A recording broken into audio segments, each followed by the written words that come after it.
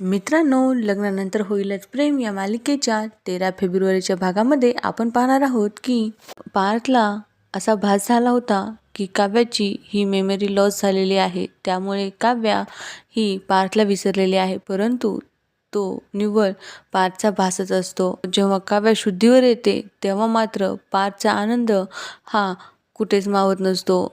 तेव्हा पार्थ हा काव्याचा हात हातात घेऊन म्हणत असतो की काव्या, आता मी तुम्हाला तुमच्या भूतकाळासहित स्वीकारला आहे. पार्थ हा काव्याकडे पाहून म्हणत असतो, जिथे काव्या तिथे पार्थ. तेव्हा नंदिनी म्हणते की म्हणजे तुम्ही आता काव्यासोबत गेस्ट रूममध्ये राहणार की काय? यावर पार्थ म्हणतो की नाही, मी त्यांना माझ्या रूममध्ये घेऊन जाणार, गेस्ट रूममधून काव्यार्थ रूममध्ये.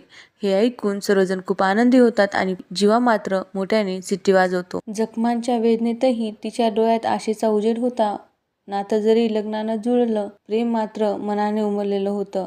हातात घेतलं जेव्हा पार्थने मनातलं अंतर सगळं विसरलं. उशिरा का होईना पण प्रेमानं खरं उत्तर मिळवलं. लग्नानंतरच कधीकधी खरं प्रेम फुलतं आणि त्या स्वीकाराने सगळं आयुष्य बदलतं. मित्रांनो, पुढे आपल्याला असं पाहायला मिळणार आहे की पार्थने काव्याला उचलून घेतलं आहे आणि तो तिला एक्झामसाठी नेत आहे. तर मित्रांनो, सिरियलच्या अशाच अपडेटसाठी चॅनलला सबस्क्राईब करा, बेल आयकॉनला क्लिक करून ऑलला सुद्धा क्लिक करा, जेणेकरून आलेले नवीन व्हिडिओ तुमच्यापर्यंत नक्की पोहोचतील.